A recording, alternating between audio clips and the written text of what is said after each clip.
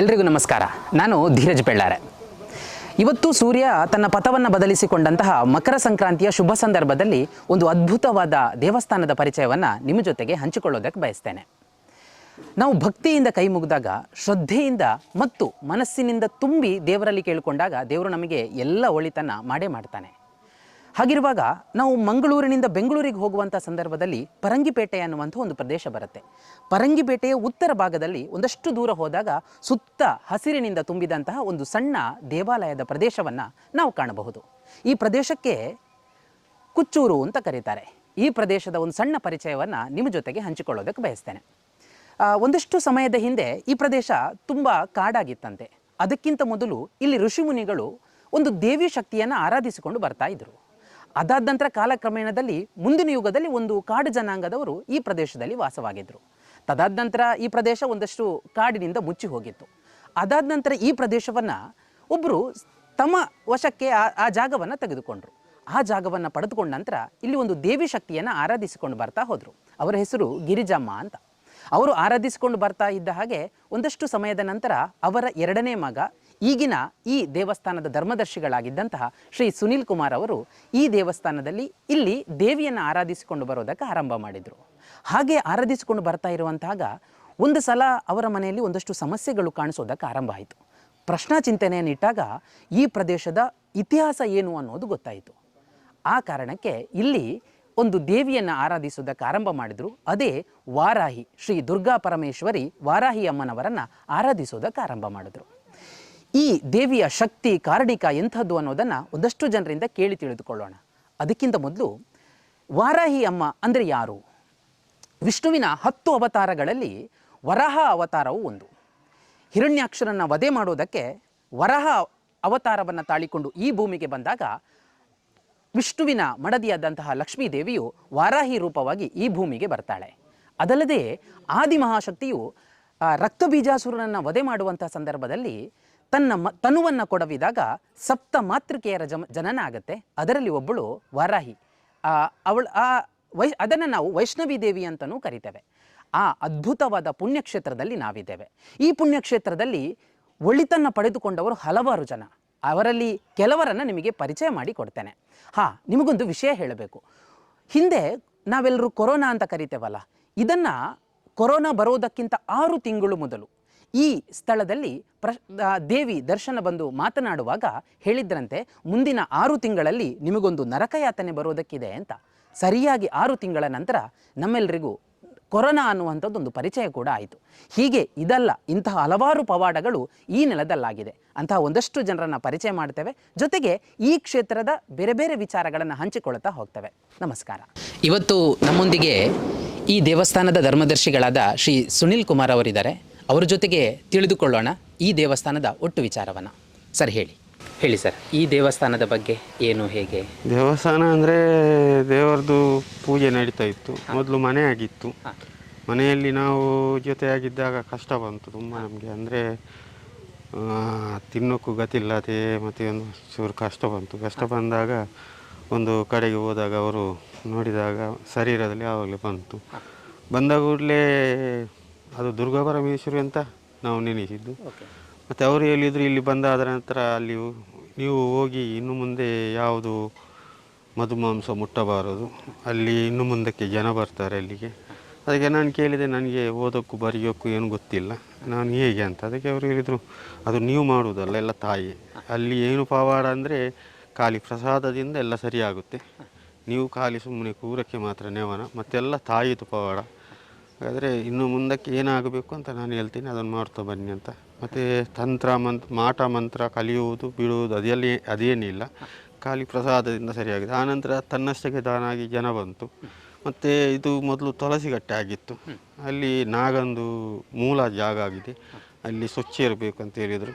ಆನಂತರ ನಾವು ಇಲ್ಲಿ ಯಾವುದು ಮನೆಯವರು ನಾವೆಲ್ಲ ಏನು ಮಧುಮಾಂಸ ತಿಂತಿದ್ವು ಅದೆಲ್ಲ ಬಿಟ್ಟು ತಾಯಿಯ ಸೇವೆ ಮಾಡ್ತಾ ಬಂದಾಗ ತನ್ನಷ್ಟಕ್ಕೆ ಜನ ಎಲ್ಲ ತನ್ನಷ್ಟಕ್ಕೆ ಬಂದು ಒಬ್ಬರ ಮಾತು ಬರೋದವ್ರದ್ದು ಬಾಯಿ ಬರೋದವ್ರದ್ದು ಮುಸ್ಲಿಮು ಅವರದ್ದು ಬಾಯಿ ಕೂಡಲೇ ಬಂದಾಗ ಅವರು ಬೆಳ್ಳಿಯ ಫೋಟೋ ಎಲ್ಲ ಅವರೇ ಕೊಟ್ಟರು. ಆನಂತರ ದೃಷ್ಟಿದ್ದು ಮತ್ತು ಹಲವಾರು ತುಂಬ ಏನೇನೋ ಕಷ್ಟ ಇತ್ತು ಅವರೆಲ್ಲ ಆವಾಗಲೇ ಕೂಡಲೇ ಒಂದೊಂದು ಪರಿಹಾರ ಆಗ್ತಾ ಬಂತು. ಮತ್ತು ಇಲ್ಲಿ ಜನಗಳು ಸ್ವಲ್ಪ ನಮ್ಮದು ಏನಂದರೆ ಅವ ಮೊದಲು ಈಗಿದ್ದ ಆಗಿದ್ದ ಅಂತ ಹೇಳ್ತಾಯಿದ್ರು. ನನಗೆ ಬೇಸರ ಆಗ್ತಾಯಿತ್ತು ಇಲ್ಲಿ ಕೂರೋಕೇನೆ. ಅಂದರೆ ನಾನು ಮೊದಲು ಪೇಂಟಿಂಗ್ ಕಾಂಟ್ರಾಕ್ಟ್ ಆಗಿ ಕೆಲಸ ಮಾಡ್ತಾ ಇದ್ದವ. ನನಗೆ ಇದು ಬೇಡ, ನಾನು ಬೇರೆ ಅದರಲ್ಲಿದ್ದು ನನಗೆ ಸುಖ. ಇಲ್ಲಿ ಏನಂದರೆ ಆ ರೀತಿ ಎಲ್ಲ ಬಂತು, ಅದಕ್ಕೆ ಬೇರೆ ರೀತಿಯೆಲ್ಲ ಕಟ್ಟಕ್ಕೆ ಶುರು ಮಾಡಿದರು. ಏನೇನು ಅಪವಾದ ಬಂತು. ಆದರೂ ನಾನು ತಾಯಿ ಅಪ್ಪನ ಮೂಲಕ ನಾನಿದ್ದೇನೆ, ಏನು ಮಾಡಬೇಡಿ, ಅದು ನೀನೇನು ಮಾಡೋದು ಬೇಡ, ಹೇಳಿದವರಿಗೆ ಬೇಕಾದದ್ದು ಏನು ಮಾಡಬೇಕು ನಾನು ಮಾಡ್ತಾ ಬರ್ತೀನಿ ಅಂತ. ಹಾಗೆ ನಾನು ಕೂತು ಸೇವೆ ಮಾಡ್ತಾ ಬಂದಾಗ ಹಲವಾರು ಜನರ ಕಷ್ಟ ಪರಿಹಾರದಕ್ಕೆ ನನಗೆ ಒಂದು ಖುಷಿ ಆಯಿತು. ಏನಂದರೆ ನಾನು ಮೊದಲು ಹಿಂದೂ ಸಂಘಟನೆಯಲ್ಲಿ ಕೆಲಸ ಮಾಡಿದವ. ಹಿಂದೂ ಸಂಘಟನೆಯಲ್ಲಿ ಕೆಲಸ ಮಾಡಿದವನಿಗೆ ಅದು ನಮಗೆ ಒಂದು ಏನಂದರೆ ಅದು ನನಗೆ ತಾಯಿಯಾಗಿ ನಾನು ಗುರುತಿಸಿದವ. ಅದು ನನ್ನನ್ನು ಗುರುತಿಸಿದದ್ದೇ ನನಗೆ ಸಂಘಟನೆ. ಅದರಲ್ಲಿ ನನಗೆ ಹಿಂದುತ್ವ ಅಂದರೆ ಭಾರಿ. ಅದಕ್ಕೆ ಇದು ಒಂದು ಹಿಂದುತ್ವದ ಕೆಲಸ, ಎಲ್ಲರಿಗೂ ಒಂದು ಒಳ್ಳೆಯದಾಗುತ್ತೆ. ನಾವು ಬಡಿಯೋದು ಬಿಡುವುದು ಬಿಟ್ಟು ಈ ಸೇವೆಗೆ ನಿಂತಿದ್ದೇವೆ ಅಂದರೆ ಅದು ದೇವರಿಗೆ ಕೊಟ್ಟಂಥ ಪುಣ್ಯ ಅಂತ ಮಾಡ್ತಾ ಬಂದು ಇಷ್ಟುವರೆಗೆ. ಇನ್ನು ಆಗ್ತಾ ಉಂಟು. ತಾಯಿಯ ಕ್ಷೇತ್ರ ಆಗಬೇಕು. ತಾಯಿಯ ಕ್ಷೇತ್ರ ಅಂದರೆ ಅದು ಹೇಗೆ ಆಗಬೇಕು ಅಂತ ನಮ್ಮ ಒಂದು ತಾಯಿ ಹೇಳಿದ್ದಾರೆ. ಅದು ನೀವು ನೆನೆಸಿದಾಗ ಆಗೋದಿಲ್ಲ, ಅದಕ್ಕಿಂತ ಏರಿಕೆ ಆಗುತ್ತೆ ಅಂತ ನಾವು ಮುಂದೆ ಹೋಗ್ತಾ ಇದ್ದೇವೆ. ಇಲ್ಲಿ ಯಾವುದೆಲ್ಲ ಪರಿವಾರ ದೈವಗಳಿದ್ದಾವೆ? ಇಲ್ಲಿ ಮೊದಲಾಗಿ ದುರ್ಗಾ ಪರಮೇಶ್ವರಿ, ಮತ್ತು ವಾರಾಹಿ ತಾಯಿ, ಮತ್ತು ಶನೀಶ್ವರ, ಕಾಲಭೈರವ, ಅಜ್ಜ, ರಾಹುಗುಲಿಗ, ಒಳಗೆ ಬಂಗಾರ ಮಂತ್ರ ದೇವತೆ, ಅಷ್ಟು ಎಲ್ಲ ಪರಿವಾರ ದೇವರು ಇದ್ದಾರೆ. ಇದು ಪೂಜೆ ಸಂದರ್ಭಗಳೆಲ್ಲ ಯಾವಾಗೆಲ್ಲ ಪೂಜೆಗಳಿರ್ತವೆ? 3 ಹೊತ್ತು ಇದೆ ದಿವಸಕ್ಕೆ. ಮಂಗಳವಾರ ಶುಕ್ರವಾರ ರಾತ್ರಿ ಹೊತ್ತು ತಾಯಿ ಶರೀರದಲ್ಲಿ ಬಂದವರಿಗೆ ನುಡಿಮುತ್ತು. ಅವರು ನಿಂತರೆ ಸಾಕು, ಅವರ ಏನಾಗಿದೆ ತಪ್ಪು, ಅವರು ಏನು ಮಾಡಿದ್ದಾರೆ ಅದನ್ನು ಬಿಡಿಸಿ ಹೇಳಿ. ತಾಯಿ ಹೇಳುವುದು ಒಂದೇ, ಏನಾದರೆ ಮನಸ್ಸರು ತಪ್ಪು ಮಾಡದವರು ಯಾರೂ ಇಲ್ಲ. ತಪ್ಪು ಮಾಡಿದ್ದಕ್ಕೆ ಕ್ಷಮೆ ಅಂತ ಕೇಳಿದರೆ ನಾನು ಅಲ್ಲಿ ಪರಿಹಾರ ಮಾಡ್ತೀನಿ. ನೀವು ಹಣ ಕೊಟ್ಟು ಅಲ್ಲ, ನಿಮ್ಮ ಆಸ್ತಿ ಬಂಗಾರ ಕೊಟ್ಟು ನನಗೆ ಏನು ಬೇಡ, ನಿಮ್ಮ ಭಕ್ತಿ ಸಾಕು ಅಂತ. ಹಾಗೆ ಆ ಹೊತ್ತಿಗೆ ವಾಕ್ಯದ ಮೂಲಕ ಹೇಳುತ್ತಾರೆ. ಅವರು ತಪ್ಪು ಒಪ್ಪಿದರೆ ಪ್ರಸಾದ ಮೂಲಕ ಆ ಕೂಡಲೇ ಎಲ್ಲ ಸರಿಪಡಿಸಿದಂಥ ತುಂಬ ನಿದರ್ಶನ ಇದೆ. ಅದಕ್ಕೆ ತಾಯಿ ಈ ರೀತಿ ಎಲ್ಲ. ಇದೀಗ ಈ ಜೀರ್ಣೋದ್ಧಾರವನ್ನು ಎಷ್ಟು ಸಮಯದ ನಂತರ ಮಾಡಬೇಕು ಅಂತ ಹೇಳಿ? ನಮ್ಮದು ಅಂದಾಜು 2 ವರ್ಷದ ಒಳಗೆ ಆಗಬೇಕು ಅಂತ. ಆ 2 ವರ್ಷದ ಒಳಗೆ ಆದರೆ ನಮಗೆ ಒಂದು ಭಾರಿ ಖುಷಿ, ಸಂತೋಷ. ಇದಕ್ಕೆ ಧನ ಸಹಾಯ ಹೇಗೆ? ಧನ ಸಹಾಯ ಅಂದರೆ ನಾವು ಈಗ ಒಂದು ತಾಯಿಯ ನುಡಿಮುತ್ತಾಗಿ ಏನಂದರೆ ಒಂದು ಅದೃಷ್ಟ ಚೀಟಿ ಮಾಡಿ ಅಂತ. ಆ ಅದೃಷ್ಟ ಚೀಟಿ ಮಾಡಿದರೆ ನೀವು ಹೀಗೆ ಮುಂದಕ್ಕೆ ಹೋಗಿ 1,000 ಇಟ್ಟು ಮತ್ತೆ ಕೇಳೋಕ್ಕಿಲ್ಲ. ಮತ್ತು ಯಾರ ಹತ್ರನೂ ಹಣದ ಗಂಟು ಕೊಟ್ಟರೆ ಕ್ಷೇತ್ರಕ್ಕೆ ಇಷ್ಟು ಕೊಡಿ ಅಂತ ಯಾರ ಹತ್ರ ಕೇಳಬೇಡಿ ಅಂತ ನಾವು ಅದರ ಮುಂದೆ ಹೋಗ್ತಾ ಇದ್ದೇವೆ. ಮತ್ತು ನಮ್ಮ ಅಧ್ಯಕ್ಷರು ಏನಿದ್ರೂ ಕಷ್ಟ ಬಂದರೆ ನಮಗೆ ಏನು ಕಷ್ಟ ಇಷ್ಟುವರೆಗೆ ನಮಗೆ ಒಂದು 12-13 ವರ್ಷ ಆಯಿತು. ಇಲ್ಲಿ ಏನಿಲ್ಲದಿದ್ದರೂ ನಮ್ಮ ಅಧ್ಯಕ್ಷರು ಕೊಟ್ಟದ್ದು. ನಮಗೆ ಏನಿಲ್ಲದಿದ್ದರೂ ಅಧ್ಯಕ್ಷರು ಹಲವಾರು ಭಕ್ತರು ಕೊಟ್ಟಿದ್ದಾರೆ, ಇಲ್ಲ ಅಂತಲ್ಲ, ಹಲವಾರು ಭಕ್ತರು ಕೊಟ್ಟಿದ್ದಾರೆ. ಆದರೆ ಅದಕ್ಕಿಂತ ನಮಗೆ ಅಧ್ಯಕ್ಷರ ಮೂಲಕ ಎಲ್ಲ ತಾಯಿ ಸೇವೆ ಮಾಡಿಸಿದ್ದಾರೆ, ಇಷ್ಟುವರೆಗೆ ಮಾಡಿದ್ದಾರೆ. ಅವರು ಹೇಳೋದು ನನಗೆ ತಾಯಿ ಕೈ ಕಾಲು ಸಿಗಬೇಕು, ಆರೋಗ್ಯ ಕೊಡಬೇಕು, ಅವರಿಗೆ ಒಳ್ಳೇದು ಮಾಡಬೇಕು ಅಂತ. ಅವರಿಗೆ ಒಳ್ಳೇದು ಮಾಡಿದ್ದಾರೆ, ಕೊಟ್ಟಿದ್ದಾರೆ. ಅದು ನನಗೆ ಒಂದು 2ನೇ ದೇವರು ಅಂದರೆ ಅಧ್ಯಕ್ಷರೇ. ಯಾಕೆಂದರೆ ನನಗೇನಿಲ್ಲದಿದ್ದರೂ ಒಂದು ಹೊತ್ತಿಗೆ ತಾಯಿ ಮರಣ ಹೊಂದಿ ಅವರೇ ಕೊಟ್ಟರು. ಅದಕ್ಕೆ ಈಗ ವಾರ್ಷಿಕ ಜಾತ್ರೆ ಯಾವ ಸಂದರ್ಭದಲ್ಲಿ ನಡೀತದೆ? ಮೇ 9, 10. ಒಳ್ಳೆಯದಾಗಲಿ. ನಾವು ಉಳಿದ ಮಾತಾಡ್ತೇವೆ. ಧನ್ಯವಾದಗಳು. ನಮಸ್ತೆ ಭಕ್ತಾಭಿಮಾನಿಗಳೇ. ಇವತ್ತು ನಮ್ಮ ಜೊತೆಗೆ ನಮ್ಮ ವಾರಾಹಿ ಶ್ರೀ ದುರ್ಗಾ ಪರಮೇಶ್ವರಿ ವಾರಾಹಿ ಅಮ್ಮನವರ ಈ ದೇವಸ್ಥಾನದ ಅಧ್ಯಕ್ಷರು ನಮ್ಮ ಜೊತೆಗಿದ್ದಾರೆ. ಅವರ ಜೊತೆಗೆ ಒಂದಷ್ಟು ವಿಚಾರಗಳನ್ನು ಮಾತಾಡ್ಕೊಳ್ಳೋಣ. ನಮಸ್ತೆ ಸರ್. ನಮಸ್ತೆ ಸರ್. ತಮ್ಮ ಹೆಸರು? ನನ್ನ ಹೆಸರು ರಾಜೇಶ್ ಶೆಟ್ಟಿ ಅಂತ. ನಿಮ್ಮ ಊರು? ನಮ್ಮೂರು ಇದೆ ಸಜಿಪ ಅಂತ, ಇಲ್ಲಿ ಹತ್ತಿರ ಮೆಲ್ಕಾರ್. ಓಕೆ. ನೀವು ಎಷ್ಟು ಸಮಯ ಆಯಿತು ಈ ಸಂಸ್ಥೆಗೆ ಅಧ್ಯಕ್ಷರಾಗಿ? ನಾನು ಸಂಸ್ಥೆಗೆ ಅಧ್ಯಕ್ಷರಾಗಿ ಒಂದು 6 ವರ್ಷ ಆಯಿತು. 6 ವರ್ಷ ಆಯಿತು. ನೀವು ಯಾವ ಕಾರಣಕ್ಕೆ ಈ ದೇವಸ್ಥಾನಕ್ಕೆ ಬರುವ ಹಾಗಾಯಿತು? ಸುಮಾರು 2014ರಲ್ಲಿ ಒಂದು 10 ವರ್ಷ ಮುಂಚೆ ನಾನು ಕ್ಷೇತ್ರಕ್ಕೆ ಯಾವುದೋ ನನಗೆ ಮುಂಚೆಯೂ ಆಧ್ಯಾತ್ಮಿಕ ಇದರಲ್ಲಿ ತುಂಬ ಇಷ್ಟ, ತುಂಬ ಕಡೆ ಹೋಗ್ತಾ ಇದ್ದೆ. ಆದರೆ ನಮ್ಮೊಂದು ರೇಖಿ ಗುರೂಜಿ ಅವರು ಈ ಕ್ಷೇತ್ರಕ್ಕೆ ಹೋಗು ಅಂತ ಹೇಳಿದರು, ಅದಕ್ಕೋಸ್ಕರ ಅಂತ ಬಂದೆ. ಅದಾದ ನಂತರ ಇಲ್ಲಿ ಕ್ಷೇತ್ರದಲ್ಲಿ ಆ ಸಮಯದಲ್ಲಿ ಪೂಜೆ ಮಾತ್ರ ಆಗ್ತದೆ, ದೇವಿಯ ದರ್ಶನ ಬರ್ತಿರಲಿಲ್ಲ. ಒಂದು ದಿವಸ ನಾನು ಕ್ಷೇತ್ರಕ್ಕೆ ಪೂಜೆಗೆ ಅಂತ ಬಂದಾಗ ದೇವರ ದರ್ಶನ ಪ್ರಾರಂಭ ಆಯಿತು. ದೇವಿ ದರ್ಶನದಲ್ಲಿ ಒಂದು ನುಡಿ ಹೇಳಿದರು, ಏನಂದರೆ ನೀವು ಎಲ್ಲಿಗೆ ಹೋಗೋ ಅವಶ್ಯಕತೆ ಇಲ್ಲ, ಎಲ್ಲ ಕಡೆ ಹೋದರೂ ಜನಗಳು ನಿನ್ನನ್ನು ಸುಮ್ಮನೆ ಇದು ಮಾಡ್ತಾರೆ. ಇನ್ನು ಮುಂದೆ ನೀನು ಭಕ್ತಿಯಿಂದ ಇಲ್ಲಿ ನನ್ನನ್ನೇ ಸೇವೆ ಮಾಡು, ನನ್ನ ಸೇವೆಗೆ ಎಷ್ಟು ನೀನು ಗಮನ ಕೊಡುತ್ತೀಯ ಅಷ್ಟು ನಿನಗೆ ನಾನು ಒಳ್ಳೇದು ಮಾಡುತ್ತೇನೆ ಅಂತ. ಅದಾದ ನಂತರ ನಾನು ಯಾವ ವ್ಯಕ್ತಿಯ ಇದಕ್ಕೆ ಹೋಗಿಲ್ಲ, ದೇವಿಯ ದರ್ಶನ ಸೇವೆಗೆ ಬರ್ತೇನೆ ಮತ್ತು ತಾಯಿಯನ್ನು ಮುಖ್ಯವಾಗಿ ನಾನು ಭಕ್ತಿಯಿಂದ ಆರಾಧನೆ ಮಾಡ್ತೇನೆ. ನನ್ನ ಮನೆಯಲ್ಲಿ ಮಾಡ್ತೇನೆ ಮತ್ತು ಇಲ್ಲಿ ಕ್ಷೇತ್ರದಲ್ಲಿ ಸಹ ಬಂದು ನನ್ನಿಂದ ಏನಾಗುತ್ತೆ ಅದನ್ನು ತಾಯಿಗೆ ನಾನು ಸಮರ್ಪಣೆ ಮಾಡುತ್ತೇನೆ. ಅದರಿಂದ ನನಗೆ ಜೀವನದಲ್ಲಿ ಮುಂದೆ ಯಾವುದೇ ಕಷ್ಟ ಕಾಲ ಬಂದಾಗ ಸಹ ತಾಯಿ ಅದನ್ನು ನನಗೆ ನಿವಾರಿಸಿಕೊಂಡು ಹೋಗಿದ್ದಾರೆ. ಅದೇ ರೀತಿ ಇಲ್ಲಿ ಯಾವ ಸಮಯದಿಂದ ಈ ಕ್ಷೇತ್ರಕ್ಕೆ ಬಂದಿದ್ದೆ ಅದಾದ ನಂತರ ನಾನು ಯಾವುದೇ ಇದಕ್ಕೂ ವೈದ್ಯರ ಹತ್ತಿರ ಹೋಗುವುದಿಲ್ಲ, ತಾಯಿ ಹತ್ರ ಬಂದು ಕೇಳ್ತೇನೆ, ತಾಯಿ ಹೇಳ್ತಾರೆ ಈ ರೀತಿ ಮಾಡು ಅಂತ. ಅದೇ ರೀತಿ ನಾನು ಮಾಡುತ್ತಾ ಬಂದಿದ್ದೇನೆ, ನನಗೆ ಅದರಿಂದ ಒಳ್ಳೆಯದಾಗಿದೆ. ಮುಖ್ಯವಾಗಿ ತಾಯಿ ಆರೋಗ್ಯ ಕೊಡ್ತಾರೆ, ಅದು ನನ್ನಿಂದಲೇ ಹಿಡಿತು. 10 ವರ್ಷದಿಂದ ನಾನು ಯಾವುದೇ ವೈದಿಕನ ಹತ್ರ ನನ್ನ ಕಾಯಿಲೆ ಅಂತ ಹೋಗಿ ನಾನು ಕೇಳಿಲ್ಲ, ತಾಯಿ ಹತ್ರ ಬಂದು ಕೇಳ್ತೇನೆ, ತಾಯಿ ಹೆಂಗೆ ಹೇಳ್ತಾರೆ ಹಂಗೆ ನಾವು ಮಾಡ್ತೇವೆ. ನಿಮ್ಮ ಈ ಜೀರ್ಣೋದ್ಧಾರ ಸಮಿತಿಯಲ್ಲಿ ಎಷ್ಟು ಜನ ಇದ್ದಾರೆ, ಯಾರೆಲ್ಲ, ಹೇಗೆ? ಸದ್ಯಕ್ಕೆ ನಮ್ಮ ಜೀರ್ಣೋದ್ಧಾರ ಸಮಿತಿಯಲ್ಲಿ 6 ಜನ ಇದ್ದೇವೆ ನಮ್ಮ ಕ್ಷೇತ್ರದಲ್ಲಿ. ಅಂದರೆ ಈ ಕ್ಷೇತ್ರದಲ್ಲಿ ಹೆಂಗೆ ಅಂದರೆ ನಾವು ಯಾರು ಸಹ ನಮ್ಮ ಮಾತು ಅಲ್ಲ, ತಾಯಿ ಹತ್ರ ನಾವು ಕೇಳಿಸ್ತೇವೆ, ತಾಯಿ ಯಾರನ್ನು ಬೇಕಂತ ಹೇಳ್ತಾ ಅವರು ಮಾತ್ರ ಈ ಕ್ಷೇತ್ರದಲ್ಲಿ ನಾವು ಇದು ಮಾಡಿ. ಅದರಿಂದ ನಮ್ಮ ಕ್ಷೇತ್ರದಲ್ಲಿ 6 ಜನ ಇದ್ದೇವೆ. ಅದರಲ್ಲಿ ನಾನು ಅಧ್ಯಕ್ಷರಾಗಿದ್ದೇನೆ ಮತ್ತು ನಮ್ಮ ಧರ್ಮದರ್ಶಿಗಳು ನಮ್ಮೊಟ್ಟಿಗೆ ಯಾವುದೇ ರೀತಿಯ ಸಲಹೆಗಳನ್ನು ಕೊಡ್ತಾರೆ. ಮತ್ತೊಬ್ಬರು ವಿಶ್ವನಾಥ್ ಅಂತ, ಅವರು ಕ್ಷೇತ್ರದ ಗೌರವ ಅಧ್ಯಕ್ಷರಾಗಿದ್ದಾರೆ. ಅದೇ ರೀತಿ ಶಶಿಧರ್ ಆಚಾರ್ಯ ಅಂತ, ಅವರು ನಮ್ಮ ಕ್ಷೇತ್ರ ಕಾರ್ಯದರ್ಶಿ ಆಗಿದ್ದಾರೆ. ಮತ್ತು ಅಶಾಂತ ರಾಜ್ ಅಂತಿದ್ದಾರೆ, ಅವರು ಕೋಶಾಧಿಕಾರಿಯಾಗಿದ್ದಾರೆ. ಅದೇ ರೀತಿ ಕೌಶಿಕ್ ಉಪ ಕಾರ್ಯದರ್ಶಿ ಆಗಿದ್ದಾರೆ, ಸಹ ಕಾರ್ಯದರ್ಶಿ. ಅದೇ ರೀತಿ ನಮ್ಮದು ಅರ್ಚಕರು, ಪ್ರಧಾನ ಅರ್ಚಕರಾದಂಥ ಚಂದ್ರಾಸ್, ಅವರು ನಮ್ಮೊಟ್ಟಿಗೆ ಯಾವುದೇ ನಮ್ಮ ಕ್ಷೇತ್ರದ ಕೆಲಸ ಕಾರ್ಯ ಇದ್ದರೆ ನಾವು ಏನು ಇದ್ದರೂ ಸಹ ನಾವು 6 ಜನ ಈ ಕ್ಷೇತ್ರವನ್ನು ಮುಖ್ಯವಾಗಿ ಎಲ್ಲಿ ಕಡೆ ಹೋಗಿ ಜನರ ಭೇಟಿ ಆಗ್ತೇವೆ. ಈಗ ಎಷ್ಟು ಖರ್ಚು ಬರಬಹುದು ಅಂತ ನಿಮ್ಮ ಪ್ರಕಾರ ಈ ಜೀರ್ಣೋದ್ಧಾರ ಆಗುವಾಗ? ಜೀರ್ಣೋದ್ಧಾರಕ್ಕೆ ಮುಖ್ಯವಾಗಿ ನಮಗೆ ದೇವಸ್ಥಾನ, ಅದರೊಟ್ಟಿಗೆ ನಮಗೆ ಜಾಗ ಖರೀದಿ ಮಾಡಬೇಕು. ಒಟ್ಟಾರೆಯಾಗಿ ಎಲ್ಲ ಜೀರ್ಣೋದ್ಧಾರ ಬ್ರಹ್ಮಕಲಶ ಖರ್ಚು ನಾವು ಅಂದಾಜು ಮಾಡಿದರೆ 2.3 ಲಕ್ಷ, ಅಂದರೆ 2,35,00,000 ಅಂದಾಜು ನಾವು ಇಟ್ಕೊಂಡಿದ್ದೇವೆ. ಅದಕ್ಕಿಂತ ಜಾಸ್ತಿ ಆಗಬಹುದು ಮುಂದಿನ ದಿನ. ಅದಕ್ಕೆ ಏನು ಅಂದರೆ ಆ ದುಡ್ಡನ್ನು ಹೇಗೆ ಸಂಗ್ರಹ ಮಾಡ್ತಾ ಇದ್ದೀರಿ? ಮುಖ್ಯವಾಗಿ ನಮ್ಮದು ಮೊದಲ ಉದ್ದೇಶ ಇದ್ದದ್ದು ನಾವು ಆದಷ್ಟು ಜನರನ್ನು ಭೇಟಿಯಾಗಿ ನಾವೊಂದು ಇನ್ನೂ ಸಹ ಜನರನ್ನು ಸೇರಿಸಿ ಇದು ಮಾಡಬೇಕಂತ. ಅಂದರೆ ಜನರನ್ನು ಸೇರಿಸಿ ಅವರಿಂದ ನಾವು ಹೋಗಿ ಅಂದರೆ ಕಲೆಕ್ಷನ್ ಅಂತ ಹೇಳ್ತಾರೆ, ಹೋಗಿ ಫಂಡ್ ಇದು ಮಾಡಬೇಕಂತ.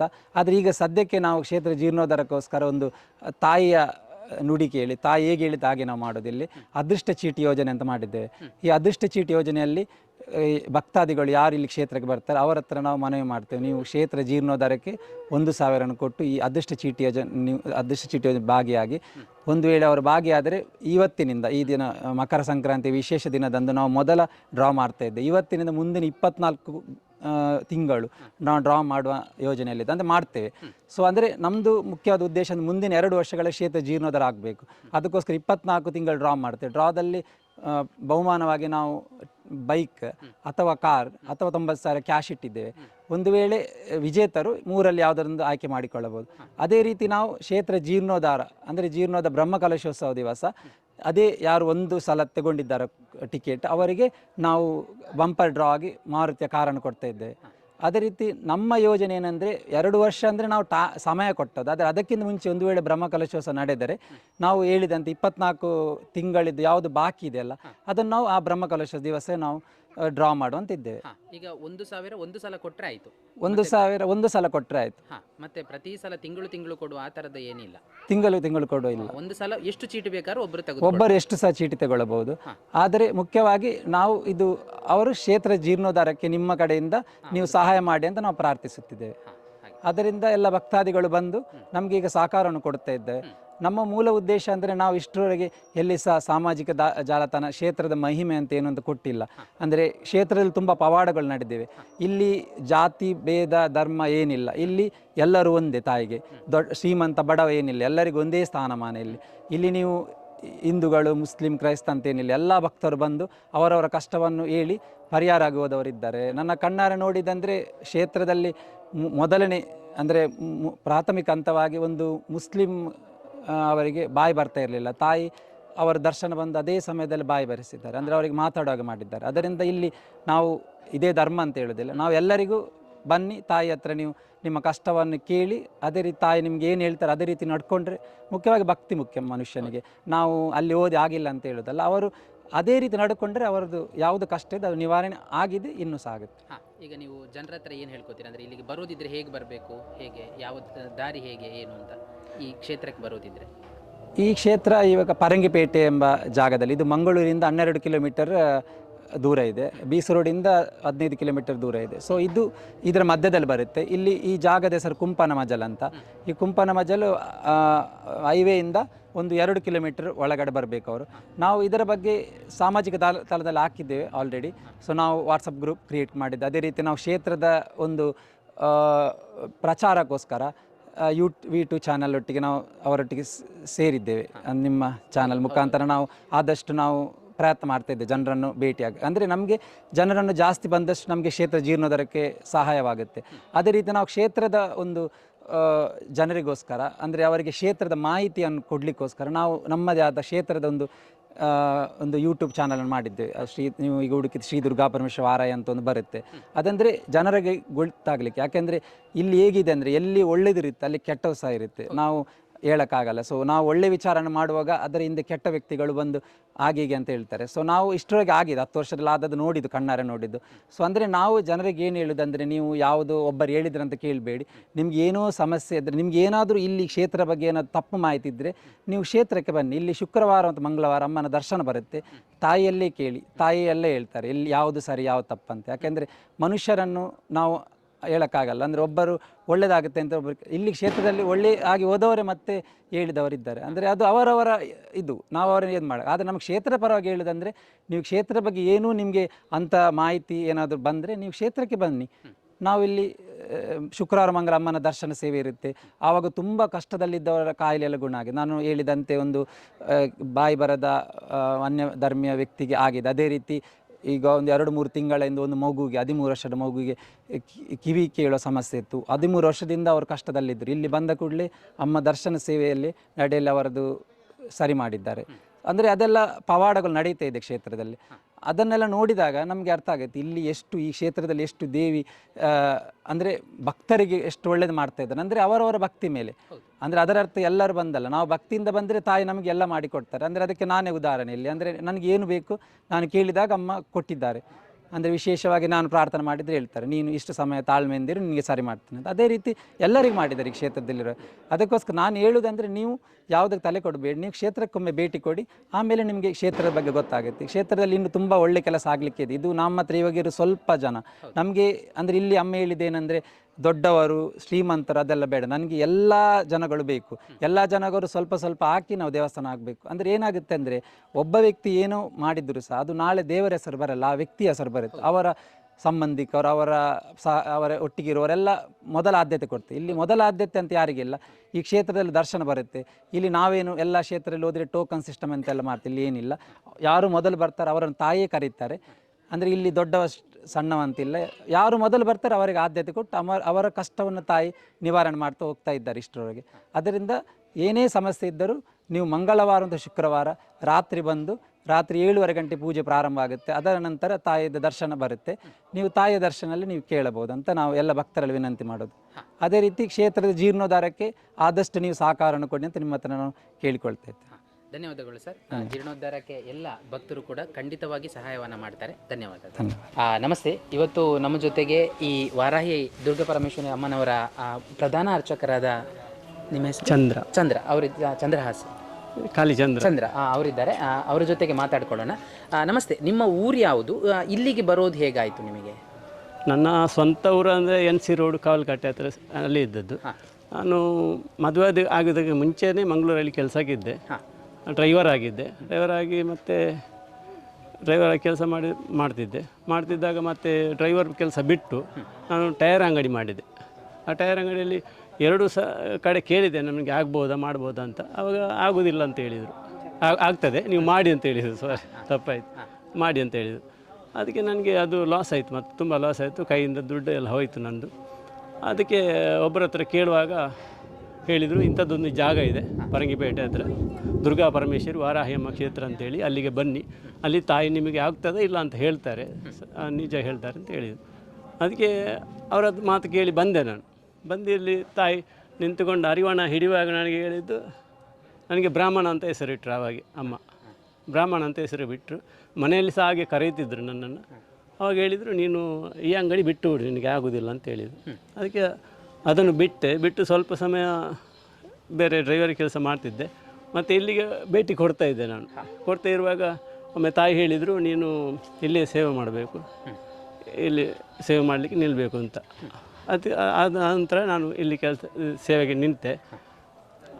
ಅದಕ್ಕಿಂತ ಮೊದಲು ನನ್ನ ಹೆಂಡತಿಗೆ ಒಂದು ಭಾಗ ನೋವಿತ್ತು, ಇಲ್ಲಿಂದ ತಲೆಭಾಗದಿಂದ ಕೇಳಿ ಒಂದು ಭಾಗ ಫುಲ್ಲು ನೋವಿತ್ತು. ಅದು ವೈದ್ಯರ ಮದ್ದಾಗ್ತಿದ್ದು, ಮದುವೆ ಆಗಿದ್ದು ಮುಂಚೆನೂ.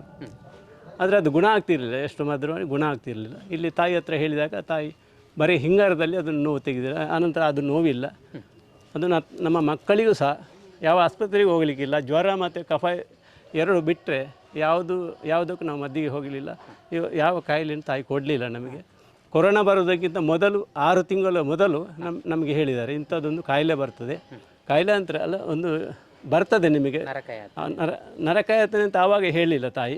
ಆವಾಗ ಏನು ಹೇಳಿದಂತೆ, ನಿಮಗೆ ಮನೆಯಿಂದ ಕೆಳಗೆ ಇಳಿಯದಾಗೆ ಆಗ್ತದೆ, ಇದು ನೆನಪಿಟ್ಟುಕೊಳ್ಳಿ ಅಂತ ಹೇಳಿದ್ದಾರೆ. ಅದು ನಾವು ಆವಾಗ ಅದನ್ನು ಯೋಚನೆ ಮಾಡಲಿಲ್ಲ ಎಂತ ಅಂತ. ಆ ಕಾಲ ಬಂದಾಗ ಹೇಳಿದರು. ನಾನು ಹೇಳಿ ಎಷ್ಟು ಸಮಯ ಆಯಿತು, 6 ತಿಂಗಳಾಯಿತು, ನಿಮಗೆ ಈ ಥರ ಬಂದಿದೆ, ಇದು ಕಾಯಿಲೆಯಲ್ಲ, ನೀವು ಇದಕ್ಕೆ ಮದ್ದು ತಗೊಳ್ಳೋದು ಬೇಡ, ಯಾವ ಮಾಸ್ಕು ನೀವು ಹಾಕೋದು ಬೇಡ, ನೀವು ಎಲ್ಲಿಗೆ ಬೇಕಾದರೂ ಹೋಗಿ. ಆ ನರಕಾಯಾತನೆ ಕೊರೋನಾ ಅಂತ ಹೇಳ್ತೀರಿ, ಅದು ಇದ್ದವರು ಇಲ್ಲಿಗೆ ಬರಲಿ, ಅವರನ್ನು ನೀವು ದೂರ ಮಾಡಬೇಡಿ, ಅದು ನಿಮಗೆ ಬರುವುದಿಲ್ಲ, ಅದು ಕಾಯಿಲೆ ಅಲ್ಲ ಅಂತ ಹೇಳಿದ್ದಾರೆ. ನಮಗೆ ಇಂಜೆಕ್ಷನ್ ತಗೊಳ್ಳಿಕ್ಕೆ ಬಿಡಲಿಲ್ಲ, ಯಾವ ಮದ್ದು ಇಲ್ಲ, ನಮಗೆ ಇದು ಸಕ್ಕರೆ ಕಾಯಿಲೆಗೆ ಮದ್ದು ಇಲ್ಲ, ಯಾವುದಕ್ಕೆ ಮದ್ದಿಲ್ಲ, ತಾಯಿಯ ಪ್ರಸಾದ ಮಾತ್ರ ಎಲ್ಲದಕ್ಕೂ ಸಹ. ಈಗ ನಿಮ್ಮ ಕಣ್ಣ ಮುಂದೆ ಎಷ್ಟು ಜನ ಅಂದರೆ ಈಗ ಹುಷಾರಾದವರು ಅಥವಾ ಇಲ್ಲಿಂದ ಆರೋಗ್ಯ ಪಡೆದುಕೊಂಡವರು? ಆ ಒಂದು 7-8 ವರ್ಷದಲ್ಲಿ ಅದು ಎಷ್ಟು ಅಂತ ನಾನು ಎಣಿಸಲಾರದಷ್ಟು ನನ್ನ ಕಣ್ಣ ಮುಂದೆ ನಡೆದಂತು. ಕೆಲವೊಂದು ಎತ್ತಿಕೊಂಡು ಬಂದಿದ್ದಾರೆ, ಆಂಬುಲೆನ್ಸನ್ನು ಕರ್ಕೊಂಡು ಬಂದಿದ್ದಾರೆ. ಎತ್ತಿಕೊಂಡು ಬಂದವರು ಕೆಲವರು ಇದ್ದಾರೆ, ಇಲ್ಲಿ ಬಂದಿದ್ದಾರೆ ಈಗ ಸಂದರ್ಶನ ಕೊಡಲಿಕ್ಕೆ. ತುಂಬ ಜನ ಇದ್ದಾರೆ. ಕಿವಿ ಕೇಳದವರಿದ್ದಾರೆ, ಬಾಯಿ ಬರದವರಿದ್ದಾರೆ, ಕ್ಯಾನ್ಸರ್ ರೋಗಿ ಇದ್ದಾರೆ, ಮತ್ತು ಸಕ್ಕರೆ ಕಾಯಿಲೆಯವರಿದ್ದಾರೆ, ತುಂಬ ಕಾಯಿಲೆಯವರಿದ್ದಾರೆ. ಗುಣ ಆಗಿದ್ದಾರೆ ಖಂಡಿತ. ಇಲ್ಲಿ ಭಕ್ತಿಯಿಂದ ನಡೆದುಕೊಂಡ್ರೆ ಖಂಡಿತವಾಗಿಯೂ ತಾಯಿದ್ದೊಂದು ವಾಕ್ಯ ಏನಂತ ಹೇಳಿದರೆ, ತಾಯಿ ಹೇಳಿದಾಗೆ ಅವ್ರು ಇರಬೇಕು. ಅಂದರೆ ತಾಯಿ ಹೇಳಿದಾಗೆ ಅಂದರೆ ಇದು ಕಲಿಯುವುದು ಹಾಗೆ ಇಲ್ಲ.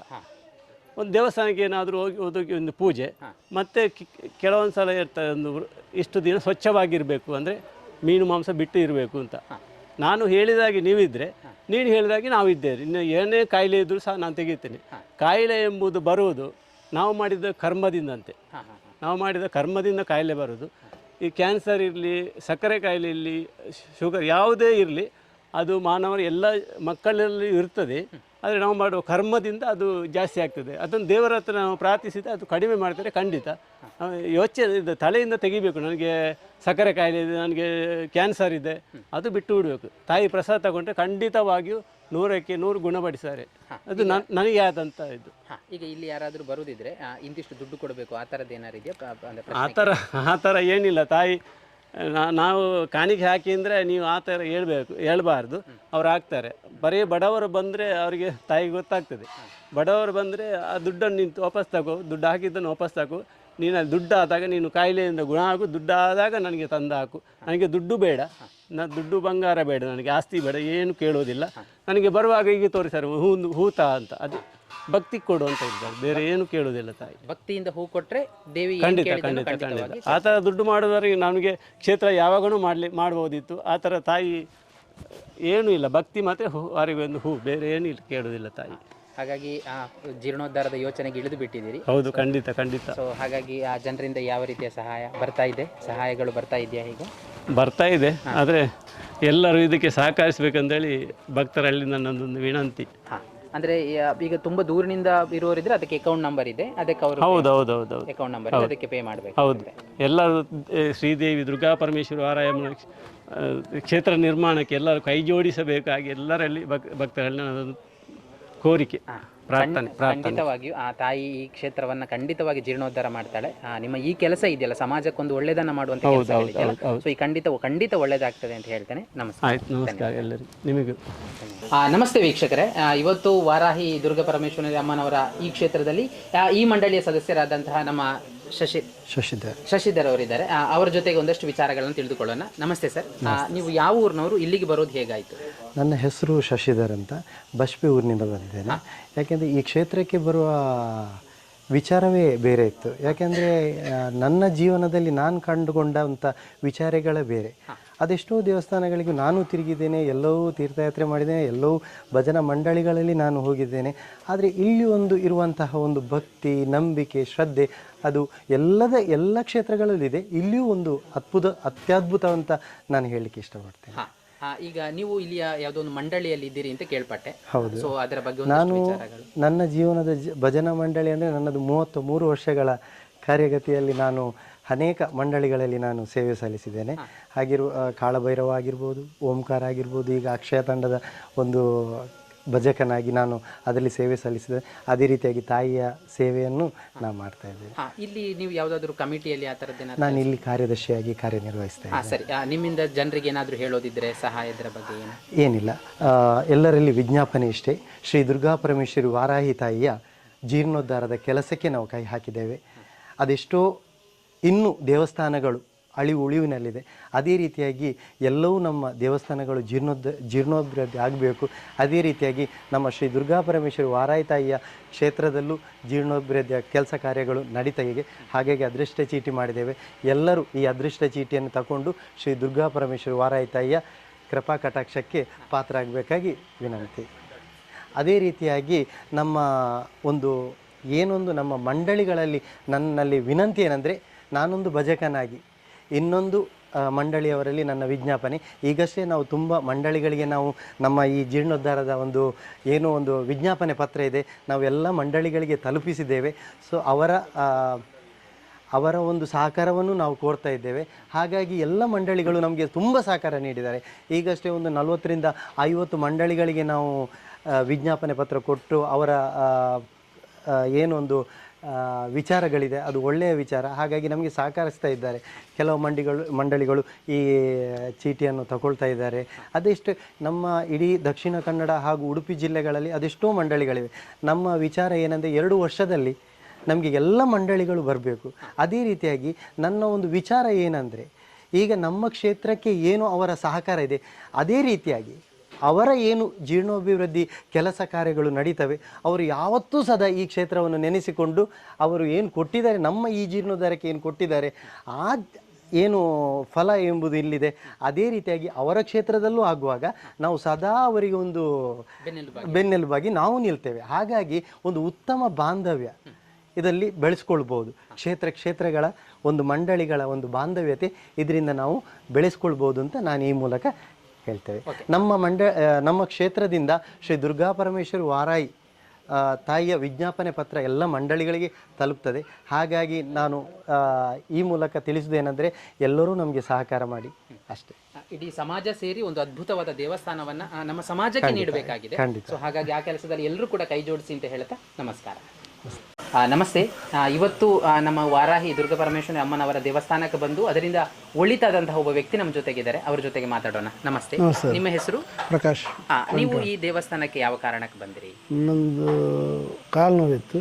ಆಗ ಒಬ್ಬರು ಹೇಳಿದ್ರು, ಹೀಗೆ ಅಮ್ಮನವರ ಕ್ಷೇತ್ರ ಉಂಟು, ಅಲ್ಲಿಗೊಮ್ಮೆ ಹೋಗಿ ಅಲ್ಲಿ ಸರಿ ಆಗ್ತದೆ ಅಂತ. ನನಗೆ ಸರಿ ಕಣ್ಣು ಸಹ ಕಾಣ್ತಿರ್ಲಿಲ್ಲ ಆ ಹೊತ್ತಿಗೆ. ಮತ್ತು ನಡಿಲಿಕ್ಕೆಲ್ಲ ಆಗಲಿಲ್ಲ. ನನ್ನನ್ನು ಹೊತ್ತುಕೊಂಡು ಇಲ್ಲಿಗೆ ಬಂದದ್ದು. ಇಲ್ಲಿ ಬಂದು ಸಹ ನಾನು ಕುಗ್ಗಿಕೊಂಡಿದ್ದೆ, ನಡಿಲಿಕ್ಕೆ ಆಗದೆ, ಕಾಲೆಲ್ಲ ಭಾರಿ ಇದ್ದಿದ್ದು. ಇಲ್ಲಿ ಒಂದು 10-15 ದಿವಸ ಒಳಗೆ ನನಗೆ ಅದು ಏನಂತಲೇ ಗೊತ್ತಾಗದೆ ಎಲ್ಲ ಸರಿಯಾಗಿದೆ. ಮತ್ತು ನಮ್ಮ ಸಂಬಂಧಿಕರಲ್ಲಿ ಒಂದು ಮಗು ಇದು 1 ವರ್ಷದ ಮಗು, ಹಾರ್ಟ್ ಪ್ರಾಬ್ಲಮ್ ಅಂತ ಹೇಳಿದ್ದಾರೆ ಡಾಕ್ಟ್ರಿ ಕೊಪ್ಪದಲ್ಲಿ. ಇಲ್ಲಿಗೆ ನಾವು ಕರ್ಕೊಂಡು ಬಂದಿದ್ದೇವೆ. ಇಲ್ಲಿ ಒಂದು ಅಂಥದ್ದು ಏನಿಲ್ಲ, ನೀವೇನು ಅಮ್ಮನ ದರ್ಶನದಲ್ಲಿ ಹೇಳಿದರು, ಏನದು ತೊಂದರೆ ಇಲ್ಲ, ಏನಿದ್ರು ಅದು ನಾನು ನೋಡಿಕೊಳ್ತೇನೆ ಅಂತೇಳಿ ಅಮ್ಮ ನಮ್ಮ ಮಗುವನ್ನು ಬಚಾವ್ ಮಾಡಿ. ಈಗ ಒಂದು 2 ವರ್ಷ ಆಯಿತು, ಮಗು ಹುಷಾರಿದೆ, ಆರಾಮದಲ್ಲಿದ್ದೆ. ಮಗು ಆಡ್ತಾ ಆಚೆ ಈಚೆ, ಸ್ವಲ್ಪ ಅಂಗವಿಕಲತೆ ಉಂಟು, ಅದು ಸಣ್ಣದಿರುವಾಗಲಿದ್ದದ್ದು, ಹೊಸತು ಬಂದದ್ದು, ಅದು ಆಟಿದ್ದೇನು ತೊಂದರೆ ಇಲ್ಲ. ಈಗ ಮಗು ಹುಷಾರಾಗಿದ್ದಾರೆ. ಮತ್ತು ನಮ್ಮ ಮನೆಯವರದ್ದು ಸಹ ಹಾಗೆ. ನಮ್ಮ ಮನೆಯಲ್ಲಿ ನಾವು ಸಹ ಒಂದು ದೇವರನ್ನು ನೆನೆದು ಇಲ್ಲಿಗೆ ಬಂದು ಏನು ಹೇಳಿದರು, ನಮ್ಮ ಕೆಲಸ ಯಾವುದು ನಾವು ನೆನೆದೊಂದು ಮನೆಗೆ ಹೋಗಿ ತಲುಪುವಾಗ ನಮ್ಮ ಕೆಲಸ ತುಂಬ ಆಗಿದೆ. ಕೆಲಸದಲ್ಲಿ ಮಕ್ಕಳಿಗೆ ಆಗಲಿ ದೊಡ್ಡವರಿಗೆ ಆಗಲಿ ನಮ್ಮ ಕೆಲಸ ನಮಗೆ ಬೇಕಂತೇಳಿ ನಮಗೆ ತುಂಬ ಕೆಲಸ ಯಾವುದು ಬೇಕು, ನಮ್ಮದು ದೇವರಿಗೆ ಕೈ ಮುಗಿದು ಹೋಗೋದು ನಮ್ಮ ಕೆಲಸ ಆಗ್ತಾ ಉಂಟು. ನಮಗೆ ಇಷ್ಟರವರೆಗೆ ಏನು ಇಲ್ಲಿಯವರೆಗೆ ಏನು ತೊಂದರೆ ಆಗಲಿಲ್ಲ. ನಾವು ದೇವರದಿಂದ ಅವರ ಅಮ್ಮನವರ ಧೈರ್ಯದಿಂದ ನಾವು ನಮ್ಮ ಮನೆಯವರೆಲ್ಲ ಒಂದೇ ಮನೆಯಲ್ಲಿ ಇರೋದು, ಒಂದು 10-12 ಮಂದಿ ಇದ್ದೇವೆ. ಇಷ್ಟರವರೆಗೆ ದೇವರ ದಯದಿಂದ ಒಳ್ಳೆಯದಿಲ್ಲ ಇದ್ದೇವೆ. ಆ ದೇವರ ಒಂದು ಅದ್ಭುತವಾದ ಪವಾಡವನ್ನ ನಿಮ್ಮ ಕಣ್ಣ ಮುಂದೆ ನೋಡಿದಿರಿ. ಇಂತಹ ಹಲವಾರು ಘಟನೆಗಳಿದ್ದಾವೆ. ಹೌದು ಇದ್ದೆ ಇದ್ದೆ ಹಾಗಾಗಿ ಒಳ್ಳೇದಾಗ್ಲಿ. ಇನ್ನು ಮುಂದೆ ಈ ದೇವಸ್ಥಾನಕ್ಕೆ ಹೀಗೆ ಬರ್ತಾ ಇದೆ. ಬರ್ತದೆ. ನಮಸ್ತೆ. ನಮಸ್ತೆ. ನಮಸ್ತೆ. ಇವತ್ತು ನಮ್ಮ ವಾರಾಹಿ ದುರ್ಗಾ ಪರಮೇಶ್ವರಿ ಅಮ್ಮರವರ ಇದರಿಂದ ತಮ್ಮ ಜೀವನದಲ್ಲಿ ಅದ್ಭುತವಾದ ಬದಲಾವಣೆಗಳನ್ನು ಕಂಡುಕೊಂಡಂತಹ ಭಕ್ತಾಭಿಮಾನಿಗಳಲ್ಲಿ ಇವತ್ತು ಒಬ್ಬರು ಇದ್ದಾರೆ. ಅವ್ರ ಜೊತೆ ಮಾತಾಡೋಣ. ನಮಸ್ತೆ, ನಿಮ್ಮ ಹೆಸರು? ಗೋಪಾಲ. ನೀವು ಈ ದೇವಸ್ಥಾನಕ್ಕೆ ಯಾವ ಕಾರಣಕ್ಕೆ ಬಂದಿರಿ? ನಾನು ಸ್ವಲ್ಪ ಹುಷಾರಿರಲಿಲ್ಲ, ಆ ಕಾರಣ ಬಂದೆ. ತುಂಬಾ ಮದ್ದು ಮಾಡಿದೆವು, ಅಂದ್ರೆ ಹಾಸ್ಪಿಟಲ್ಗೆಲ್ಲ ಹೋಗಿದ್ದೆವು ನಾವು. ಆಯುರ್ವೇದಿಕ್ ಮಾಡಿದ ಒಂದು, ಮತ್ತೆ ನಾನು ಕಂಪನಿಗೆ ಒಂದು ಸೇರಿದ್ದೆ, ಅದರಲ್ಲಿ ಮೆಂಬರ್ ಆದೆ. ಮೆಂಬರ್ ಆದ ನಂತರ ನನ್ನ ಅಂದ್ರೆ ಇವರ ತಂಗಿಯ ಗಂಡ ಅಂದ್ರೆ ಇಲ್ಲಿಗೆ ಬರ್ತಿದ್ರು ಅವರು. ಅಂದ್ರೆ ಅವರ ಮನೆಯಲ್ಲಿ ಒಬ್ಬ ಮಗು ಹುಷಾರಿರ್ಲಿಲ್ಲ, ಆಗ ಸ್ವಲ್ಪ ಕಡಿಮೆ ಆಗಿದೆ, ಇಲ್ಲಿಗೆ ಬಂದು ಹುಷಾರಿದ್ದಾನೆ ಈಗ. ಹಾಗೆ ಅವ್ರು ಹೇಳಿದ್ರು ಈಗ ಇಲ್ಲಿ ಪರಂಗಿಪೇಟೆ ಹತ್ರ ಇಲ್ಲೂ ದೇವಸ್ಥಾನದಲ್ಲಿ ಕರೆದುಕೊಂಡು ಹೋಗುವಂತ ಮನೆಯಲ್ಲಿ ಬಂದೇ ಇದ್ರು, ಮಾ ಕೂಡ ಇದ್ದಾರೆ. ಹಾಗೆ ಆಯ್ತು ಅಂತ ನಾವು ಒಪ್ಪಿಕೊಂಡೆವು. ಮತ್ತೆ ಇಲ್ಲಿಗೆ ಕರೆದುಕೊಂಡು ಬಂದ್ರು ಅವರು. ಒಂದಿನ ಅಂದ್ರೆ ನಡಿಲಿಕ್ಕೆಲ್ಲ ಆಗ್ತಿರ್ಲಿಲ್ಲ, ಅಂದ್ರೆ ಈಗ ನಾವು ಹಿಡ್ಕೊಂಡು ಹೋಗ್ತಿದ್ದದ್ದು ಅವರನ್ನು. ಮತ್ತೆ ದಂಟೆಯಲ್ಲಿ ಕೋಲಲ್ಲೆಲ್ಲ ನಡೆದುಕೊಂಡು ತುಂಬಾ ಕಷ್ಟ ಆಗ್ತಿತ್ತು. ಕಷ್ಟ ಅಂದ್ರೆ ಅದು ಹೇಳಲಿಕ್ಕೆ ಆಗುದಿಲ್ಲ, ಅಷ್ಟು ಕಷ್ಟ ಇತ್ತು. ಮತ್ತೆ ಇಲ್ಲಿಗೆ ಬಂದೆವು. ಇಲ್ಲಿಗೆ ಬಂದ್ರೆ ಮತ್ತೆ ದೇವಿಯ ಇದು ಪವಾಡವನ್ನೆಲ್ಲ ನೋಡುವಾಗ ಮತ್ತೆ ಅವರು ಹೇಳುವಂತಹ ಮಾತುಗಳನ್ನು ಕೇಳಿ ತುಂಬಾ ನಂಬಿಕೆ ಉಂಟಾಯಿತು ನಮಗೆ. ಇಲ್ಲಿಗೆ ಬಂದು ಹೀಗೆ ಮಾಡಬೇಕು ಹೀಗೆಲ್ಲ ಹೇಳಿದ್ರು ಅವರು. ಹಾಗೆ ನಾವು ನಮ್ಮ ಭಕ್ತಿಯನ್ನು ನಾವು ಮತ್ತಷ್ಟು ನಾವು ಜಾಸ್ತಿ ಮಾಡಿಕೊಂಡು ಇಲ್ಲಿಗೆ ಬರ್ತಿದ್ದೇವೆ ನಾವು. ಸೊ ಈಗೆಲ್ಲ ಸಮಸ್ಯೆಗಳೆಲ್ಲ ಪರಿಹಾರವಾದ ಒಂದು ಇಲ್ಲಿ ನಾವು 3 ಸಲ ಆಯ್ತು ಈಗ ಬಂದು ಹೋಗಿ. ಅಂದ್ರೆ ಮೊನ್ನೆ ಫಸ್ಟ್ಗೊಮ್ಮೆ ಬಂದೆವು, ನಡಿಲಿಕ್ಕೆ ಆಗ್ತಾ ಇರ್ಲಿಲ್ಲ ಸ್ವಲ್ಪ ಕೂಡ. ಮತ್ತೆ ಇನ್ನೊಮ್ಮೆ ಬಂದೆವು. ಮತ್ತೆ ನೀವು ಇದು ಇನ್ನೊಮ್ಮೆ ಬರುವಾಗ ನೀನು ನಡೆದುಕೊಂಡು ಬರ್ತೀಯಾ ಅಂತ ಹೇಳಿದ್ರು ಅಮ್ಮ. ಹಾಗೆ ನಡೆದುಕೊಂಡು ಬಂದ್ರು ಇವರು. ಅಂದ್ರೆ ತುಂಬಾ ಹರಕೆಲ್ಲ ಹೊತ್ತು ನಾವು ಆ ದೇವಿಗೆಲ್ಲ ನಾವು ಇದು ಮಾಡಿದ್ವಿ. ಖಂಡಿತ ಹಾಗೆ ನಡೆದುಕೊಂಡು ಬಂದ್ರೆ ಈಗ 3ನೇ ಸಲ ಬರುವುದು ಇಲ್ಲಿಗೆ. ಇನ್ನೂ ಕೂಡ ನಾವು ಹೆಚ್ಚಿನ ಇದನ್ನು ದೇವಿಯ ಇದರಲ್ಲಿ ನಾವು ಯಾವುದೇ ತೊಂದರೆ ಆಗದೆ ಅಂತ ನಾವು ದೇವಿಯಲ್ಲಿ ಬೇಡ್ಕೊಳ್ತೇವೆ. ಹಾಗಾಗಿ ದೇವಿ ಒಂದು ಒಳ್ಳೆಯ ಬದುಕನ್ನು ನಿಮಗೆ ಕೊಟ್ಟಿದ್ದಾರೆ. ಹಾಗಾಗಿ ಆ ದೇವಿಯ ಸೇವೆಯನ್ನು ಮುಂದೆನೂ ಹೀಗೆ ಮಾಡ್ತಾ ಇರಿ ಅಂತ ಹೇಳ್ತಾ ನಮಸ್ಕಾರ. ನಮಸ್ತೆ. ಇವತ್ತು ವಾರಾಹಿ ದುರ್ಗಾ ಪರಮೇಶ್ವರಿ ಅಮ್ಮನವರ ದೇವಸ್ಥಾನದಲ್ಲಿದ್ದೇವೆ. ಇವತ್ತು ನಮ್ಮ ಜೊತೆಗೆ ಈ ಕ್ಷೇತ್ರಕ್ಕೆ ಬಂದು ಒಂದಷ್ಟು ಅದ್ಭುತವಾದಂತಹ ಜೀವನದಲ್ಲಿ ಬದಲಾವಣೆಗಳನ್ನ ಕಂಡುಕೊಂಡಂತಹ ಒಬ್ಬ ವ್ಯಕ್ತಿ ನಮ್ಮ ಜೊತೆಗಿದ್ದಾರೆ. ಅವ್ರ ಜೊತೆ ಮಾತಾಡೋಣ. ನಮಸ್ತೆ. ನಿಮ್ಮ ಹೆಸರು? ಕೌಶಿಕ್ ಅಂತ. ನಿಮ್ಮ ಊರು ಯಾವುದು? ನಮ್ಮದು ಸುಳ್ಯ. ನೀವು ಏನು ಮಾಡ್ತಾ ಇದ್ರಿ ಮೊದಲು? ನಾವು ಬೇರೆ ಕೆಲಸ ಮಾಡ್ತಾ ಇದ್ವಿ, ಅಂದರೆ ಹೀಗೆ ಅಂದರೆ ಬೇರೆ ಕೆಲಸ ಮಾಡ್ತಿದ್ವಿ ಸಣ್ಣ. ಈಗ ರಿಕ್ಷಾ ಓಡಿಸ್ತಿದ್ದೆ. ಇಲ್ಲಿ ನಿಮ್ಮೂರಲ್ಲೇ ಅಲ್ಲ, ಇಲ್ಲೇ ಓಡಿಸ್ತಾ ಇದ್ದೆ. ಇಲ್ಲಿಗೆ ಬರೋದು ಹೇಗಾಯ್ತು? ಅಂದರೆ ಇಲ್ಲಿ ಅಂತ ಇದ್ರೆ ಇಲ್ಲಿ ನಮ್ಮ ಒಂದು ರಿಲೇಷನ್ ಮುಖಾಂತರ ಬಂದದ್ದು ನಾನು. ಅಂದರೆ ರಿಲೇಷನ್ಗೆ ಸ್ವಲ್ಪ ಹುಷಾರ್ ಇರಲಿಲ್ಲ. ಅಂದರೆ ಅಲ್ಲಿ ಅವರಿಗೆ ಮೈಯಲ್ಲಿ ಏನೋ ಒಂದು ಬೇರೆ ಬರೋದು, ಅಂದರೆ ತುಂಬ ಕಡೆ ಹೋಗಿ ಆವೇಶ ಇತ್ತು, ತುಂಬ ಕಡೆ ಹೋಗಿ ಕೇಳ್ತಾ ಇದ್ರು, ಇಲ್ಲಿ ಸಹ ಆಗಲಿಲ್ಲ, ಅವರಿಗೆ ಸರಿ ಆಗಲಿಲ್ಲ. ಹಾಗೆ ಅವರು ಇಲ್ಲಿಗೆ ಬಂದರು. ಅಂದರೆ ಅವರು ಆವೇಶದಲ್ಲಿ ಹೇಳ್ತಾ ಇದ್ರು, ಅವರ ಮೈಯಲ್ಲಿ ಒಂದು ಬ್ರಹ್ಮರಾಕ್ಷಸ ಅಂತ ಹೇಳ್ತಾ ಇದ್ರು. ಅವರ ಮೈಯಿಂದ ಬಂದು ತುಂಬ ಕಡೆ ಹೋಗಿದ್ದಾರೆ, ಎಲ್ಲಿ ಹೋದ್ರೂ ಸಹ ಅವರಿಗೆ ಆಗಲಿಲ್ಲ, ಏನು ಮಾಡಲಿಕ್ಕೆ ಸಹ ಆಗಲಿಲ್ಲ, ಅವರಿಗೆ ಕಮ್ಮಿ ಆಗಲಿಲ್ಲ. ಹಾಗೆ ಇಲ್ಲಿಗೆ ಬಂದರು, ನಾನು ಸಹ ಅವರ ಜೊತೆ ಬಂದೆ. ಹಾಗೆ ಇಲ್ಲಿಗೆ ಬಂದು ತಾಯಿ ತೀರ್ಥ ಕೊಟ್ಟರು, ಅಲ್ಲಿಗೆ ಅವರು ಹುಷಾರಾಗಿದ್ದಾರೆ. ಆ ನಂತರದಿಂದ ನಾನು ಇಲ್ಲಿ ಬರಲಿಕ್ಕೆ ಕಾರಣ. ಅದರ ನಂತರದಿಂದ ನಾನು ಇಲ್ಲೇ ಬರ್ತಾ ಹೋಗ್ತಾ ಇದ್ದೆ. ಏನಾದ್ರು ಸಣ್ಣ ಕೆಲಸ ಸೇವೆ ಇದ್ದರೆ ಮಾಡ್ತೇ ಹೋಗ್ತಾ ಇದ್ವಿ. ನಂತರ ತಾಯಿಯ ಕ್ಷೇತ್ರದಲ್ಲಿ ಹೇಳಿದರು, ಅಂದರೆ ಇಲ್ಲಿ ಸಹ ಸೇವೆ ಮಾಡಲಿಕ್ಕೆ ಒಂದು ಅವಕಾಶ ಸಿಕ್ಕಿತು. ಹಾಗೆ ಇಲ್ಲೇ ಅದರ ನಂತರ ನನಗೆ ನಿಲ್ಲಕ್ಕೆ ಸಹ ಅವಕಾಶ ಕೊಟ್ಟರು ಇಲ್ಲಿಯ ಕಮಿಟಿಯವರು. ಹಾಗೆ ಅದರ ನಂತರ ಈಗ ಇಲ್ಲೇ ಇದ್ದೇನೆ ನಾನು. ಅಂದರೆ ಈಗ ತಾಯಿಯ ಕ್ಷೇತ್ರ ಜೀರ್ಣೋದ್ಧಾರಕ್ಕೋಸ್ಕರ ಹೊರಗಡೆ ನಾವು ಜಾತ್ರೆಗೆ ಎಲ್ಲ ಪ್ರಚಾರ ಮಾಡಲಿಕ್ಕೆ ಹೋಗ್ತಾ ಇದ್ದೇವೆ. ಟಿಕೆಟ್ ಆಗಲಿ ಏನಾದರೂ ತುಂಬ ಪ್ರಚಾರ ಮಾಡಲಿಕ್ಕೆ ಹೋಗ್ತಾ ಇದ್ದೆ. ಯಾಕೆಂದರೆ ತಾಯಿದು ಗೊತ್ತಿಲ್ಲ ಯಾರಿಗೆ. ಆ ಮುಖಾಂತರ ನಾವೀಗ ಜಾತ್ರೆ ಕೆಲವು ಕಡೆ ತುಂಬ ಕಡೆ ಜಾತ್ರೆ ಆಗುವಲ್ಲಿ ಹೋಗ್ತಾ ಇದ್ದೇವೆ ನಾವೀಗ. ಈಗ ಅದೇ ಕೆಲಸದಲ್ಲಿ ಇದ್ದೇವೆ. ಈಗ ನೀವು ಆ ಊರಿಗೆ ಒಂದ್ಸಲ ಹೋಗ್ತೀರಾ? ಹೋಗ್ತಾ ಇರ್ತೆ, ವಾರಕ್ಕೊಮ್ಮೆ ಹೋಗಿ ಮಾತಾಡಿಸಿ ಬರ್ತೀನಿ. ಸೊ ಈಗ ನೀವು ಇಲ್ಲೇ ಇದ್ದು ಬಿಟ್ಟಿದ್ದೀರಿ? ಇಲ್ಲೇ ಇದ್ದೇನೆ. ಹಾಗಾಗಿ ನಿಮಗೆ ಇಲ್ಲೇ ತಾಯಿ ಅವಕಾಶ ಕೊಟ್ಟಿದ್ದಾರೆ ನಿಲ್ಲಿಕ್ಕೆ. ಹಾಗೆ ಸೊ ಹಾಗಾಗಿ ನಿಮ್ಮ ಜೀವನದಲ್ಲಿ ಒಂದು ಒಳ್ಳೆ ಬದಲಾವಣೆ ತುಂಬ ಆಗಿದೆ, ತುಂಬ ಆಗಿದೆ. ಸೊ ನಿಮಗೆ ವೈಯಕ್ತಿಕವಾಗಿ ಏನಾದರೂ ಇಲ್ಲಿಂದ ಅಂದರೆ ಏನಾರ ಅಂದರೆ ನಿಮ್ಮ ಯಾವ್ದಾದ್ರು ಸಮಸ್ಯೆಗಳೆಲ್ಲ? ಅಂದರೆ ನನಗೆ ಸಮಸ್ಯೆ ಏನು ಸಮಸ್ಯೆ ಬಂದರೂ ತಾಯಿ ಕಾಪಾಡಿದ್ದಾರೆ, ಏನು ಸಮಸ್ಯೆ ಸಹ ಹೇಳಲಿಕ್ಕಿಲ್ಲ. ಹೋಗ್ತಾ ಇದ್ದೀವಿ. ಹಾಗಾಗಿ ಜೀವನದಲ್ಲಿ ಎಲ್ಲವೂ ಕೂಡ ತುಂಬಾ ಖುಷಿಯಿಂದ ಹೋಗ್ತಾ ಇದೆ. ಹಾಗಾಗಿ ತಾಯಿ ಆಶೀರ್ವಾದದಿಂದ. ಹಾಗಾಗಿ ಒಂದು ಒಳ್ಳೆ ಕೆಲಸವನ್ನ ಮಾಡ್ತಾ ಇದ್ದೀರಿ ಒಂದು ಸಮಾಜಕ್ಕೋಸ್ಕರ. ಸೊ ಹಾಗಾಗಿ ಈ ಕೆಲಸದಲ್ಲಿ ಖಂಡಿತ ಒಳ್ಳೇದಾಗುತ್ತೆ. ಒಳ್ಳೇದಾಗಲಿ. ಆಯ್ತು, ನಮಸ್ಕಾರ.